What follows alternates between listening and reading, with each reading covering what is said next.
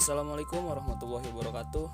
Halo semuanya, perkenalkan saya Syahrul Mami Ahmad dengan NIM 2014-20021, jurusan Perbankan Syariah semester 4 dan berkuliah di UIN Sultan Maulana Hasanuddin Banten. Pada video kali ini saya akan membahas topik mengenai para pihak dalam perjanjian, sifat perjanjian arbitrase, bentuk perjanjian arbitrase, dan isi perjanjian arbitrase dari mata kuliah Arbitrase Syariah dengan dosen pengampu yaitu yang terhormat Dr. Haji Saiful Bahri, SHG MM CHCM. Baik, untuk pembahasan pertama ini para pihak yang terlibat dalam perjanjian arbitrase. Nah, adapun para pihak yang terlibat dalam perjanjian arbitrase ini ada 3. Yang pertama, pihak yang terlibat sengketa. Yang kedua ini arbiter atau pihak yang tidak berpihak pada siapapun. Arbiter ini adalah orang atau pihak yang ditunjuk atau dipilih oleh para pihak yang bersengketa atau oleh ketua pengadilan negeri untuk membantu menyelesaikan sengketa melalui proses arbitrase. Nah, untuk pihak yang ketiga ini ada majelis arbiter. Adapun untuk syarat arbiter, yang pertama itu harus cakap melakukan tindakan hukum. Yang kedua, tidak mempunyai hubungan keluarga, saudara, atau semenda sampai dengan derajat kedua dengan salah satu pihak yang bersangkutan. Yang ketiga, berumur paling rendah 35 tahun. Maksudnya, syarat umur 35 menjadi arbiter itu karena cakapan hukum baru terhitung di usia 21 tahun menurut KUHP. Terus 15 tahun pengalaman hukum baru dihitung dari usia arbiter 21 tahun. Nah, selanjutnya, tidak memiliki kepentingan finansial atau kepentingan lain atas putusan arbiter. Yang terakhir, memiliki pengalaman serta menguasai secara aktif di bidangnya paling sedikit 15 tahun.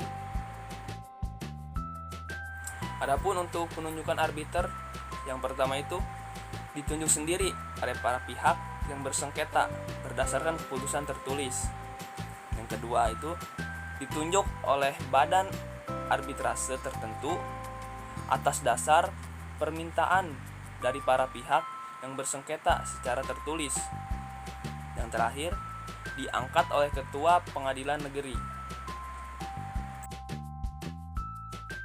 Selanjutnya, sifat putusan arbitrase. Nah, putusan arbitrase ini bersifat final dan mempunyai kekuatan hukum tetap dan mengikat para pihak sehingga dapat dilaksanakan setelah dilakukan pendaftaran di kepaniteraan pengadilan negeri sesuai ketentuan yang berlaku.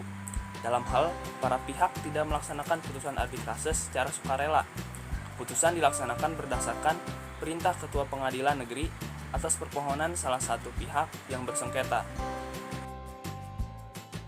Untuk pembahasan selanjutnya mengenai bentuk perjanjian dari arbitrase ini. Nah, berdasarkan rumusan pasal 1 angka 1, ada 3 hal yang dapat dikemukakan Undang-Undang Nomor 30 Tahun 1999. Nah, yang ketiga itu yaitu arbitrase merupakan salah satu bentuk perjanjian. Yang kedua itu perjanjian arbitrase harus dibuat dalam bentuk tertulis, tidak boleh lisan. Dan yang ketiga, perjanjian arbitrase tersebut merupakan perjanjian untuk menyelesaikan sengketa yang dilaksanakan di luar pengadilan umum. Selanjutnya yaitu ciri-ciri dari arbitrase. Untuk ciri-cirinya yaitu arbitrase adalah salah satu cara atau metode penyelesaian sengketa. Selanjutnya, arbitrase merupakan sistem pengadilan perdata, artinya bahwa para pihak lain dan bukan negara yang mengawasi kewenangan dari kewajiban para pihak. Selanjutnya, sengketa tersebut diselesaikan oleh pihak ketiga atau yang disebut arbiter yang secara khusus ditunjuk. Yang keempat, mempunyai keputusan yang dikeluarkan oleh badan ini bersifat final dan mengakhiri persengketaan para pihak. Selanjutnya, para pihak mempunyai wewenang yang diberikan para pihak. Ciri selanjutnya, keputusan para arbiter mengikuti para pihak berdasarkan persetujuan di antara mereka untuk menyerahkan sengketanya kepada arbitrase bahwa mereka akan menerima dan secara sukarela. Selanjutnya, para arbiter diharapkan memutuskan sengketa menurut hukum. Dan ciri terakhir, pada pokoknya proses berperkara melalui badan arbitrase dan putusannya terlepas dan bebas dari campur tangan negara. Menurut ketentuan pasal 4 Undang-Undang Nomor 30 Tahun 1999, pemeriksaan atas sengketa harus diselesaikan dalam waktu yang paling lama itu 180 hari. Terhitung sejak arbiter atau majelis arbitrase terbentuk. Putusan arbitrase diucapkan dalam waktu paling lama 30 hari, terhitung sejak pemeriksaan dinyatakan selesai dan ditutup.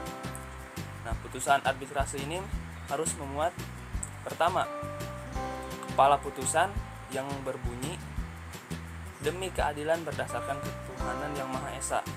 Yang kedua, nama lengkap dan alamat para pihak. Yang ketiga, uraian singkat sengketa. Yang keempat, pendirian para pihak.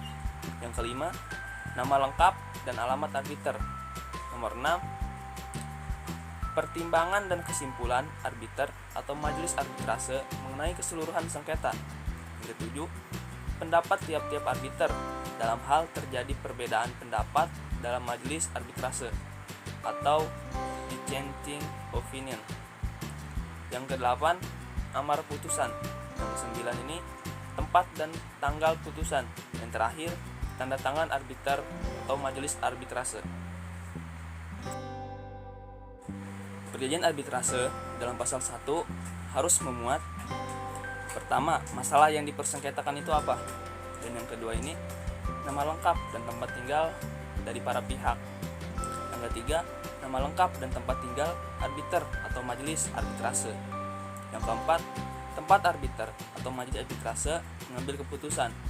Kelima, nama lengkap dari sekretaris. Yang keenam, jangka waktu penyelesaian sengketa.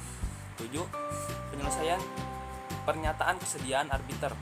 Yang ke-8 ini, pernyataan kesediaan dari pihak yang bersengketa untuk menanggung segala biaya yang diperlukan untuk menyelesaikan sengketa melalui arbitrase.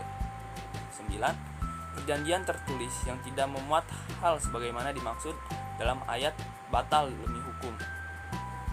Nah, penyebab suatu perjanjian arbitrase tidak menjadi batal terdapat dalam pasal 10 Undang-Undang Nomor 30 Tahun 1999 tentang arbitrase yang menyatakan suatu perjanjian arbitrase tidak menjadi batal disebabkan oleh keadaan tersebut di bawah ini: meninggalnya salah satu pihak, bangkrutnya salah satu pihak, novasi atau pembaruan utang, insolvensi salah satu pihak atau keadaan tidak mampu membayar, pewarisan, berlakunya syarat-syarat hapusnya perkara pokok, bila mana pelaksana perjanjian tersebut dialih tugaskan pada pihak ketiga dengan persetujuan pihak yang melakukan perjanjian arbitrase tersebut, atau berakhirnya atau batalnya perjanjian pokok. Baik, mungkin cukup sekian untuk video kali ini, kurang lebihnya mohon maaf. Assalamualaikum warahmatullahi wabarakatuh.